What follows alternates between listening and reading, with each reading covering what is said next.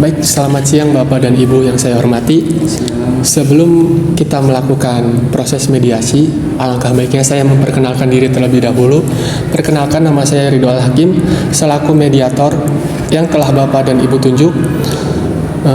Untuk selanjutnya, silahkan memperkenalkan diri Bapak dan Ibu. Baiklah, bismillahirrahmanirrahim. Assalamualaikum warahmatullahi wabarakatuh. Perkenalkan, nama saya Edi Pamungkas sebagai penggugat dalam kasus ini. Dan saya Paneranti sebagai tergugat dalam kasus ini. Baiklah, langsung saja saya jelaskan bahwa berdasarkan Permen Nomor 1 Tahun 2008 tentang prosedur mediasi di pengadilan, dalam pasal 4 disebutkan bahwa semua sengketa perdata diajukan tingkat pertama wajib lebih dahulu diupayakan penyelesaian melalui perdamaian dengan bantuan seorang mediator.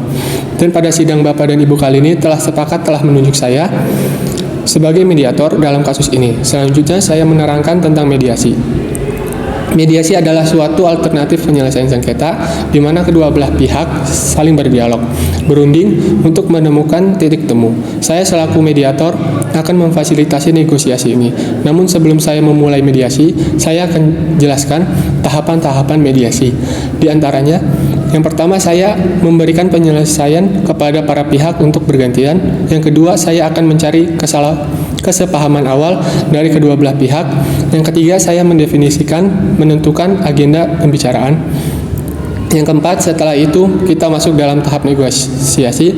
Dan yang kelima, apabila negosiasi mencari kesepakatan, kita akan menyusun kesepakatan akhir. Baiklah, Bapak dan Ibu, apakah setuju dengan kesepakatan tersebut? Setuju, Pak. Setelah kedua belah pihak setuju untuk membicarakan nama baik terlebih dahulu, maka selanjutnya saya berikan kesempatan baik Bapak dan Ibu mengajukan usulan mengenai pemecahan masalah ini. Kira-kira siapa yang terlebih dahulu mau mengumumkan usulannya? Apakah Bapak Edi atau Ibu Koni mempunyai usul untuk penyelesaian masalah ini? Baiklah, saya sebenarnya ingin sekali menjalin hubungan baik dengan Mbak Koni, tapi Mbak Koni ada itikat baik dan ada maksud untuk membayar, dan saya akan memberikan kesempatan dalam waktu dekat ini.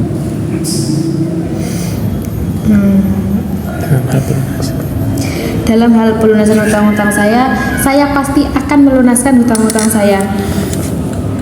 Tapi saya harapkan dalam hal ini, dalam pelunasan hutang-hutang saya mohon jangan dekat-dekat waktu ini karena saya sedang mengalami kesulitan ekonomi. Mohon pengertiannya. Baik, apakah Ibu Koni memiliki usulan untuk memberi kepastian membayar kepada Bapak Edi? Bagaimana jika kita melakukan perjanjian tertulis yang membuat mengenai bagaimana cara pembayarannya, terus berupa jumlah yang harus dibayarkan serta waktu yang dibutuhkan yang rasa itu sudah cukup. Baiklah, kalau memang begitu, saya sangat setuju dengan perjanjian tertulis tersebut dan saya ingin berkomitmen dengan Mbak Koni. Baiklah, sebelumnya kalau boleh saya menyampaikan, baik Ibu Koni dan Bapak Edi sama-sama menginginkan adanya kelanjutan hubungan baik di kemudian hari. Namun masih membutuhkan waktu untuk memikirkan cara terbaik mengenai pelunasan pembayaran di kemudian hari yang dapat diterima dari kedua belah pihak. Bagaimana kita membahas usulan nomor 1, yaitu melanjutkan untuk menjaga nama baik atau tetap berhubungan baik. Apakah Bapak dan Ibu memiliki usulan untuk masalah ini? Silakan Ibu Koni. Yang jelas untuk selanjutnya seharusnya Bapak Edi tidak mengambil tindakan yang gegabah semacam ini. Kalau malah ini bisa dibicarakan dengan baik-baik, dengan begitu saya juga akan membayar hutang-hutang saya tersebut dan saya berjanji tidak akan menjelek-jelekan Pak Edi. Baik, saya melihat Ibu Koni memiliki itikat baik untuk menjaga nama baik masing-masing. Selanjutnya, bagaimana tanggapan Bapak Edi? Silahkan Pak. Ya, kalau saya sendiri tidak menginginkan hal-hal yang seperti ini, tidak saling menjelekkan nama. Tapi jikalau Mbak Koni itu ada itikat baik, ada kabar untuk mengembalikannya, gitu. Baik, dari penjelasan para pihak, saya melihat Bapak Edi dan Ibu Koni sepakat untuk tetap menjaga nama baik atau hubungan baik. Selanjutnya kita beranjak ke permasalahan nomor 2, yaitu tentang kewajiban pelunasan hutang piutang. Bagaimana? Ada tanggapan dari pihak Ibu Koni? Untuk pelunasan hutang-hutang saya pasti akan melunasi hutang-hutang saya itu, dan yang telah saya sampaikan sebelumnya, saya mohon kesabaran Bapak Edi untuk dapat saya melunasi hutang-hutangnya. Jadi saya minta penundaan 1 bulan ke depan untuk dapat melunasi hutang-hutang saya. Bagaimana Bapak Edi dari pihak Ibu Koni sudah memberikan kepastian soal pembayaran? Ada tanggapan Bapak? Baiklah, jika demikian saya berikan 1 bulan untuk membayar pelunasan utang piutang tersebut. Oke, jadi begini pihak Bapak Edi ini membutuhkan kepastian dari Ibu Koni. Apakah Ibu Koni bisa menjamin bahwa semua hutang Ibu pada 1 bulan ke depan dapat dilunaskan? Iya Pak. Jadi begini, awal saya berhutang kepada Bapak Edi ini untuk keperluan penambahan modal usaha saya. Jadi untuk 1 bulan ke depan usaha saya akan ada banyak perkembangan dan saya akan melunasi hutang-hutang saya kepada Bapak Edi. Menurut saya usulan Ibu sudah konkret. Bagaimana tanggapan dari Bapak Edi atas usulan dari Ibu Koni? Terus terang sebelumnya saya juga sangat setuju dengan pelunasan 1 bulan ke depan.